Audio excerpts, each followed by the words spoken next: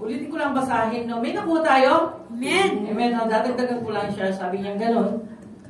Talagang matanda na, kaya hindi na ako nagkulay ng buhok para makita niyo yung katandaan ko. Amen po ba? Hindi na maitago. Okay, sabi niya, ulitin ko lang, napakaganda nito eh. Gusto ko lang i-expose na mainam. Will a man rob God? Sabi niya gano'n. Ninanakawan ba ng tao ang Diyos? Yes! Yes! Ibigay Amen po tayo. ba? Yes! Really? Ulitin ko siya. Okay, magalit sa akin ha. Huwag yung pandilatan ng mata. Binabasa ko lang ang salita ng Diyos. Do you believe in the Word of God? Amen. Kapag hindi ka naniniwala sa salita ng Diyos, abay lumalis ka na. Amen po ba? Kasi ito yung salita ng Diyos. The Bible is the Word of God. And this is alive. Amen po ba? Will a man rob God? Yes. Yes. Nanakawan ba ng tao ang Diyos? Amen. Yes. Yes! Tapos sabi ng tao dito, oh. Sabi ng tao, paano? Kanyang ganun. Kasi noon, we cannot blame, lalo na nung hindi pa natin alam ang salita ng Diyos. Amen po ba? Pero ngayon, we don't have any excuses because we heard the Word of God and we know the Word of God. Yes. So we need to live to the Word of God. Amen po? It is useless if we don't live in the Word of God that we hear only. Kaya dapat maging doer tayo ng salita ng Diyos. Amen. Amen po ba? Then sabi niya dito, sabi niya, yet you are robbing me. Yes! Dinanakawan mo ako. God is talking to us. He's talking us individually right now. Kinakausap tayo ng Diyos. No? Individual. Ano ba sa Tagalog yung individual? Bawat isa. Personal. No? Kinakausap ka ng Diyos personally ngayon. Hello? Amen. Hindi ang katabi mo, kundi ikaw mismo. Ako din kinakausap ako ng Diyos ngayon. Hello? Are you there? Amen. Dahil sabi niya ganun, how have we robbed God? How have we robbed you? Paano ka namin ninanakawan? Paano kita ninanakawan? Tama po ba? Amen. Sabi niya eh, binabasa ko lang yan, then inaano ko lang siya doon. Sabi, paano kita ninanakawan? Kanyang ganun. In tithes, saan daw? In tithes and offering. Alin na nauuna? Offering or tithes? Tithes. Tithes and offering. Amen po ba? So, ibig sabihin, dito muna tayo. Ibig sabihin, tithes. Saan mo ako ninanakawan? Sa tithes. At saka sa offering. Amen. So, ano ang mauna? Tithes. Tithes, hindi offering. Hindi pwede yung offering and tithes. Sabi niya, in tithes and offering. So, ibig sabihin, we need to give. Alam niyo bakit tinuro ngayon ng Diyos ito? Nakita niyo, hindi na ako nagtuturo ng ganito. Pero nababalot ng kahirapan. Kasi ang susi nito, ng kahirapan, ng kakulangan, ay ang pagbibigay, pagbabalik, pagsunod sa Diyos. Amen. Hello? Bakit? Pag nagbigay kayo ng tithe sa aking bulsa, hindi. No. Hindi naman tayo libre dito. Amen. Binabayad natin dito. Hindi naman ako libre sa ilaw, sa Pelco, sa CLP. Binabayad ko dito. Kulang pa nga eh. Amen. Ang nagtatides lang, 5 lang kami.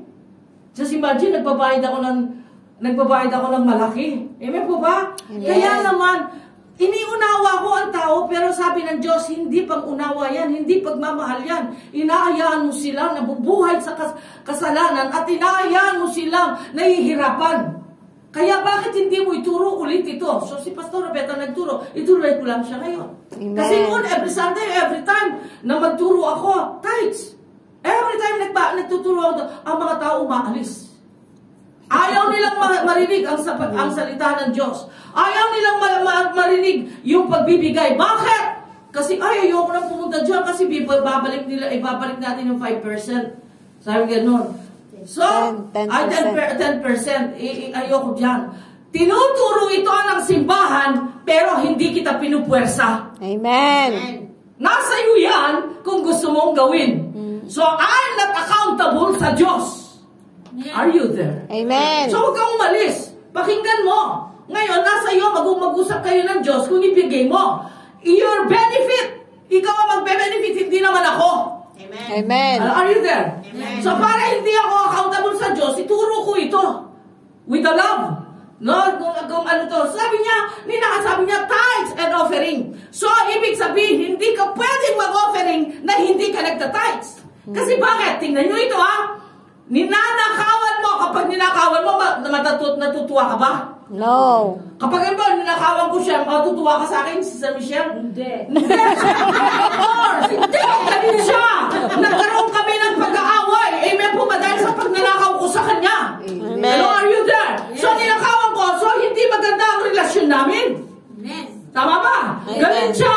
May kasalanan ako. Tama ba? Amen. So, sabi doon sa binasa mo kanina, kaya tinutuba. Ano sabi niya? Sa Matthew, yung sabi niya, before 25, 25, 23. before you give to bring your offering, you must live first, sabi niya ganun, at makipag-reconcile ka doon sa If you are offering, may pinagkakakuhan mo sa may at the kasalanan, doon sa may kagalit ka. Are you there? Because Amen. God will not accept yung offering mo. Amen. Dahil bakit? Meron kang kagalit. So mismo, kapag hindi ang Diyos, kapag hindi mo binigay, mismo, ang kagalit mo, ang kaaway mo, ay ang Diyos. Amen. Kasi sabi niya ninakawan mo Maliwanag? Yes. Amen. Maliwanag po yun. So, ano gagawin mo? Lord, forgive me. Nanakaw ko. Diretsahan. Ninakaw ko yung ikapo, yung 10%. Kaya nahihirapan ang templo. Kaya nahihirapan si Bishop sa pagbayad ng renta. Forgive me. Lord, I will start all over again now. Binabalik ko na ngayon. So, nakikipag-reconcile ka and bring your tithes to the Lord. Amen. Amen po ba? Amen. Then sunod na following Sunday, offering. Amen. Amen po ba? Maliwanag? Amen. Kasi hindi ka pwedeng magbigay ng offering dahil hindi, meron hindi kayo tamang relasyon ng Diyos. Hindi pleasing sa harapan ng Diyos. Amen. Hello, are you there? Maliwanag? So number 1, you cannot give your offering without your tithes. Tithes first before offering. Okay. And bakit? Napakahalaga nitong tithes na to. No? Ang Diyos ba naman, mahirap siya? Hindi. No. Mayaman ang Diyos. Hindi niya kailangan ng pera mo. Amen. Ikaw kailangan, sabi ko nga kanina, ikaw ang magbe-benefit nito, hindi ako at hindi ang Diyos. Amen. Hello, are you there? This is the key only for your prosperity. Hello, are you there? So sabi niya, tuloy ko siya, sabi niya, maliwanag? Amen. Tithes mo na. Kasi ang Diyos hindi lang lilimos. Kasi when you give offering, parang naglilimos ka lang. But when you give your tithes, you are obeying God and honoring your God. Yes. Amen po ba? Hello? Amen. We honor God. Amen. We honor God kasi sumusunod tayo. Then sabi niya, you are cursed. Ito yung masakit. Sabi niya, when you rob God, ano meron? You are cursed. Ano ba sabi? Ikaw ay susumpa kita, sabi niya. You are cursed with a curse. Imagine, isusumpa ka yung sa ilalim ng sumpa, sa hirapan, tapos may sumpa pang darating sa buhay mo. Amen. Ang daming sumpa, tama? Kaya Amen. hindi mo napapansin na ihirapan ka, kahit Hirap anong na gawin na hirap. ihirapan ka. Amen. So gusto ba natin na laging ganito? Ninanakawan tayo ng diba? When we steal, when we rob God, the 10%, the 100%, the devil will rob us. Amen. Paano? 10% lang ang kinuha mo sa Diyos. Ang ninakaw natin sa Diyos. Tapos ang demonyo, binigyan mo siya, binuksan mo yung pintuan para makapasok ang demonyo. Kasi ninakawan mo Kaya hindi niya papansin, mas higit pa doon sa 10% ang mawawala sa'yo. But when you bring the holy money to the temple of God, the 10%, it will bring 100% to you. Yes. But when you steal, when you rob the 10% to this holy money, the devil will steal more than 100% to you. Amen. Nakuha niyo po ba yun? Amen. So if I were you, para mawala itong kahirapan sa buhay natin, bring back sa kaharian ng Diyos para tuloy-tuloy ang gawain ng Diyos at para tuloy-tuloy sa buhay mo, matatanggal ka doon sa sumpa. Amen. Hello? Amen. Kasi ninanakawan mo ang Diyos, kaya ang demonyo, gagawin niya, hospital dito, ito yung mga devourer. No, hospital dito, ang anak mo hindi nag-aral, ang expect mo mag-graduate siya, tapos hindi pala. So on every, sa buhay mo, disappointed. Discouragement. Then yung mga baboy mo na pinapaalaga, namatay sila. Nakapeste sila. Hello, are you there? Tama ba? Hello, are you there? Mahirap bang gawin yung pinapagawa ng Diyos? This is your sin. Amen. Hindi ba, Bishop, sa susunod na, kailanman hindi ka makakapagbigay kung sa susunod pa. Bakit? Maraming gagawin ng demonyo para hindi ka makapagbigay. Yes. Pero kung kailan wala ka, kung kailan nangangailangan ka, kung kailan may pinabayaran, God first. Amen. God first. Hello, give praise to the Lord. God first. Then, bakit? Biinuna mo ang Diyos, then ang Diyos uunahin ka niya. Amen. So, are you there? Amen. So, huwag ka na magdalawang isip sa susunod na buwan o sa susunod. Walang susunod na buwan. Now, when you receive your blessings sa Diyos, you need to return para ang demonyo hindi na siya makagalaw pa. Amen. Amen po ba? Are you there? Yes. Magdo-double-minded ka pa? No! Sabi niya gano'n ito, sabi niya tuloy ko siya, sabi niya gano'n. Kaya alam niyo, giving, tithing, yan ang mga paborito kong tinuturo. Yan ang masterpiece na tinuturo ko talaga. Kaya kahit hindi ko natignan, alam ko bakit. Na-experience namin eh.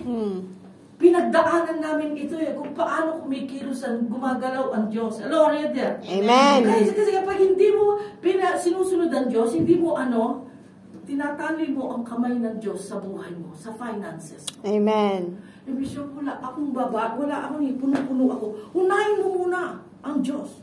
Kahit punong-puno ka, unahin mo ang Diyos. Makikita mo makakalag ang kamay ng Diyos sa buhay mo. Amen. Amen. Are you there? Make a decision now, church. Bring back, then makikita mo, ang dali-dali. Amen. Sabi niya, you curse with a curse, for you are robbing me. Nasa ilalim ka ng sumpa. The whole nation of you. Sino ba yung nation na sinasabi? Kagaya Tayo. of family. Nandun tayo sa kahirapan. Kasi bakit? Hindi mo bilang, nahahawa ako. O sa nation mo, pamilya mo. And all nations shall. Tama po ba? Ang pamilya mo, nakakaranas ng kahirapan. Sabi ko nga kanina, ang demonyo, gagawa yan. Gagawa yan para hindi ka makasunod sa Diyos. Anong gusto mo? Ang Diyos? Unahin mo ang Diyos, then ang Diyos, He will take care of everything to you. Hello, are you there? Amen. No? So, whole nation, sabi niya, yung pamilya mo, makakaranas. Gagawa ng dahilan ang demonyo. Kahit anong gawin mo pagsusumikap, kahit nasa Hong Kong ka na, gusto mo pang punta Canada, kahit punta ka pa nasa Canada ka na, gusto mo pang pumunta ng Paris.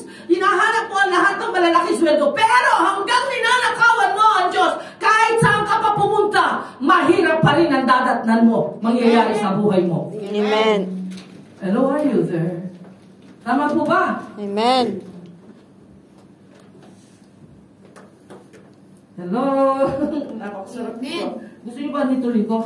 Yes. Ito yung susi eh. Tapos sabi ng verse 10, bring the whole tithes into my storehouse. Saan ang storehouse ng Diyos? Church. Gawain. Ito yung storehouse niya. No? Bring the whole tithes into my storehouse, sabi niya, so that there may be food in my house. And sabi niya, nang sa ganun daw may pagkain. Anong pagkain? Sinabi physical na pagkain? Hindi yun ang sinasabi. Salita ng Diyos. Nang sa ganun daw, bakit? Tuloy-tuloy ang gawain ng Diyos. Kasi kapag hindi mo binigay, no, hindi natin binigay, matitigil ang gawain ng Diyos. Amen. Magkakahiwa-hiwalay tayo. Pero I thank God, hindi ko inaayan na mangyari ito. Sa totoo, hindi enough. Kahit sa kuryente nga lang, hindi enough. Sa tubig lang, hindi enough. Yung kami lang apat na pero kapag kami lang apat na 5 nagbibigay, hindi enough. Pero, kaya nga, ginagawa ng paraan. But I tell you, kami na lang ang pinagpapala. Paano kayo? Ayaw niyo bang magpalain ng Diyos? Ayaw niyo bang kumilos ang Diyos sa sitwasyon na meron ka? Pakilusin mo ang Diyos. Huwag kang matakot. Hello? Huwag tayong matakot. Kasi pananakot lang ng demonyo yan. Na sinasabi, paano yan? Paano yung ganito? Yan ay sa ayaw at sa gusto mo, yan ay para sa Diyos. At Amen. para sa iyo yan. Amen. Ikaw ang magbe-benefit. If we have the right wisdom that comes from God, susundin mo yun. Hindi mo susundin yung bulong ng the whisper of the devil. Yung takot. Hello, are you there? Amen. Ito si Pastor Bet, kung kailan siya nangangailangan, kung kailan kami nangangailangan, si Pastor Bet, nakita ko, never niyang binawas ang kanyang tithes, kundi naging Chris pa siya. Amen. Amen. Hello? Yes. Naging Chris ang tithes siya. 1,650. Just imagine. 1,600. Pero yung himala ng Diyos, kumikilos. Namatay yung nanay niya, nagkasakit na, never niyang ginalaw ito. Ako, magkano binibigay ko? More than. Amen po ba? Yung kakulangan ng simbahan, pinupuno. Kaya nagbabayad ako. Ano, are you there? Amen. Pero never. But because we love God. If we love God, really, we love God. We need to do yung bagay na pinapagawa ng Diyos sa atin. At para sa atin ito, seed natin ito. Hello? Amen. We claim that we are Christian, but we are not following. No? We claim that, sabi nga nung lagi ko na nakikita sa Facebook, hindi lahat ng sinasabing Kristiyano ay Kristiyano. Ay maliligtas. Hello? Yung mga sumusunod lamang, gumagawa lamang. Amen po ba? Hello, are you there? Amen. Kaya nga sabi ko Christian sila. Hanggang bibig lamang. They are claiming Christian. Nasa bibig lamang, pang bibig lamang. Kaya pag nadapa sila, nagadgad ang bibig nila, wala na yung pagka-Kristiyano. Tama po ba? Amen. No? Iba na. Amen? Amen po ba? Amen. So sabi niya in verse 10, sabi niya, bring the whole tithes into my storehouse, and there may be food in my house. And test me in this. Ito yung maganda. And test me. Sabi niya, and test me now in this, says the Lord Almighty, says the Lord of hosts. Sino sabi? Subukan niyo ako dito. Sino sabi? Lord. Diyos. Subukan niyo ako dito. Sabi niya ganon. Test me in this. Sabi niya ganon. If I will not open for you the windows of heaven and pour out for you a blessing until it overflow, kundi ko bubuksan ang durungawan ng bintana ng langit at ito ay bubuhos ko ang masaganang pagpapala. It will run over. Sabi nga niya, we need, hindi lang basta nakikinig ka. We need to confess the Word of God. Sabi ko nga need to confess the Word of God sa buhay natin because the Word of God is a seed in our life. Amen. We are prophesying in our life. And when we prophesy, nagsasalita ka ng mabuti sa iyong sarili na hindi ka, eto kulang ako, walang pamasahe. Kaya laging wala! Hello? Kaya laging wala! Lagi mo sinasabing wala. Kulang. Hindi! Prophesy good words in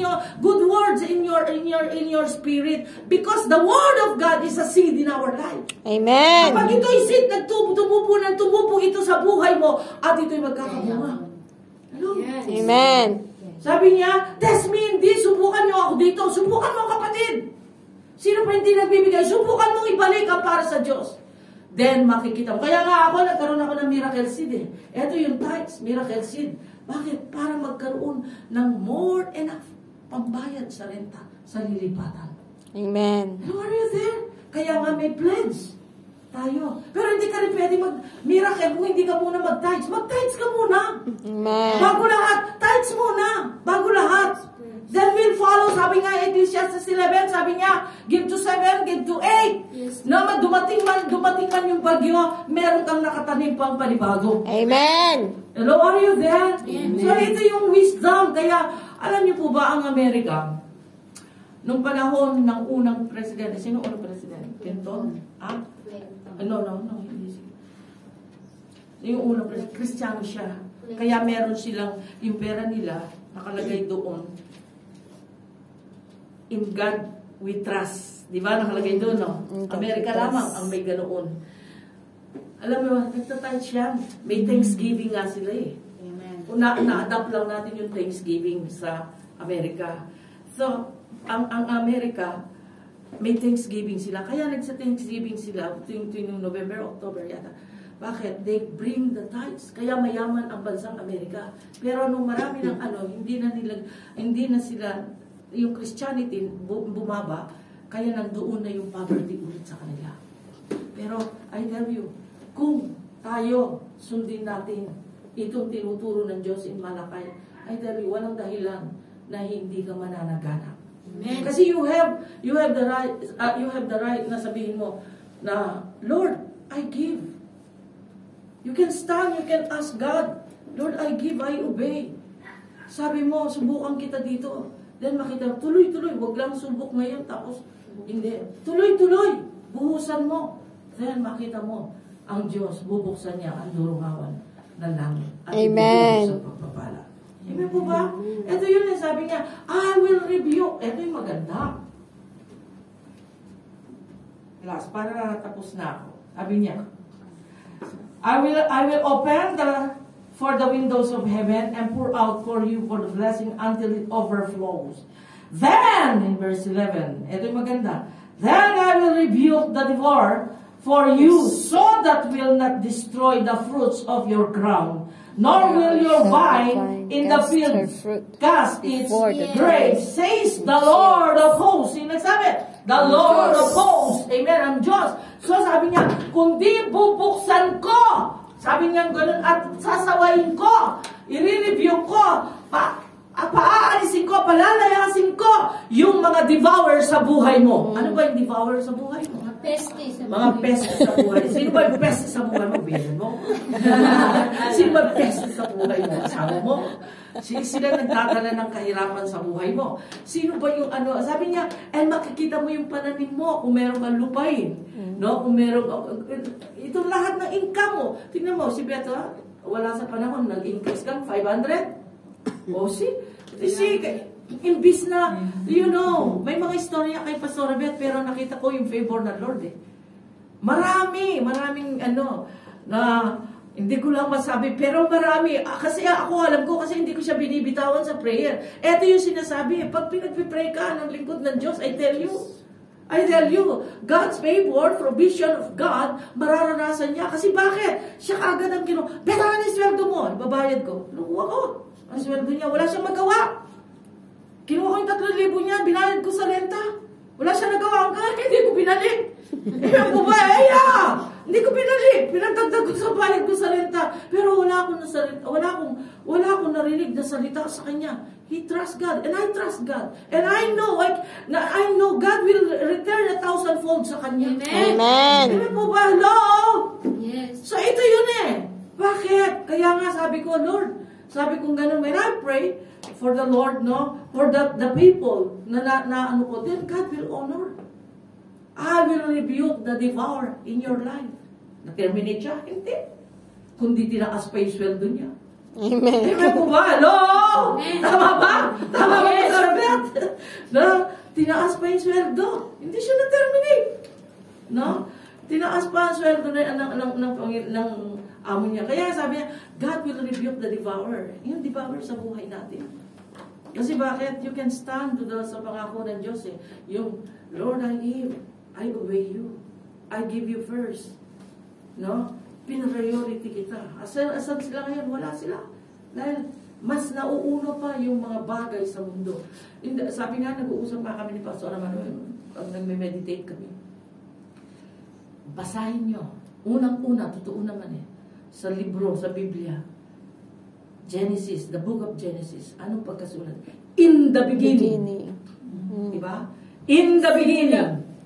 Sa simula pa lang, sino na? Diyos. God. So, ibig sabihin, I'm in the presence of God. In the beginning, God first. In the morning, God first. In your finances, God first.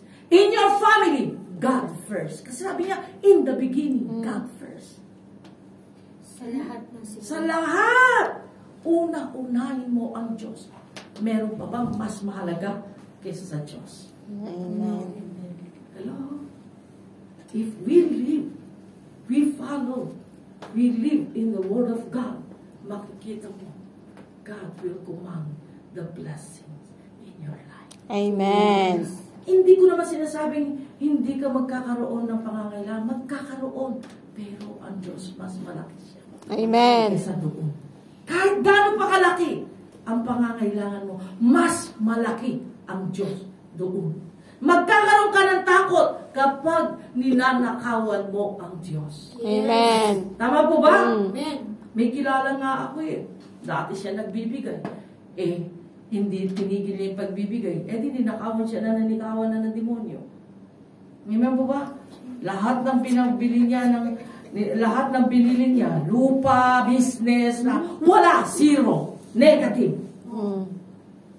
Nagbigay siya tapos tinigil niya Then, yung binili niyang para sa kanya, tsaka nag-business sila ng boyfriend niya. Then, ang nangyari, nagsugal, sinugal, nalugi. Kasi you trust, nagtatiwala ka sa kanya sa tao Hindi ka nagtiwala sa Diyos Then, nalugi, wala, pati lupa, wala. So, di ba sabi ko, nanakawan mo 10%, nanakawan ka 1,000% ng demonyo. Amen. Hello? Tama po ba? Ito yun Kaya nga, kahit pa sabihin natin, wala naman ako, okay lang ako kahit di ako nagbibigay. Pero iba yung saya. Iba yung kapanatagan. Amen. Iba yung nasusunod mo ang Diyos. Amen. Kaya pa ang puso mo. Amen. Masaya ang puso mo. Amen po ba? Kasi bakit? Ang tanong ko, ang magnanakaw makakapunta na langit? No. Hindi. Tama? Di maraming hindi pupunta na langit. Tama po ba? Mga Kristiyano ba? Kaya pala totoo Hindi lahat ng pumapasok ng simbahan ay mapupunta sa kalangitan. Yung pala, may point sila. Tama po ba? Kasi Amen. bakit? Pag hindi ka pala kasi magnanakaw kasi sabi ng Diyos you rob me, ninakawan mo ako. So, ibig sabihin, magnanakaw ka. So, hindi ka mapunta na langit. Ayoko na magsalita. Mismo na ang Biblia magsasalita.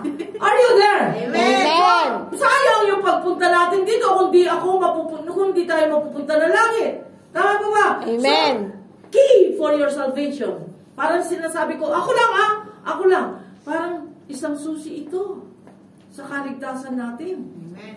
Hello, are you there? Amen. Isang susi ito, I tell you, if I were you, I will obey God. I will trust in my finances. God first in my finances. I find it, I receive my salary, God first. Amen. Then the following, kulang. Hindi, i-stretch ng Lord yan. Amen. I tell you, i-stretch ng Lord yan. Basta God first. Then makita mo parang carter yan. Hindi na Amen po ba? Amen. Mag-a-adjust yung mga naniningil. Basta God first. Hello, are you there? Amen. So, I pray sa umagang ito may nakuha po tayo.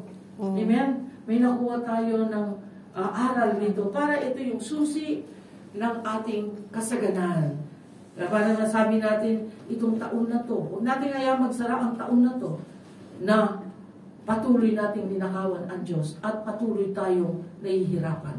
Huwag natin ayahan magsara ang taon na to na hindi natin nasusunod yung pinapagawa ng Diyos sa atin.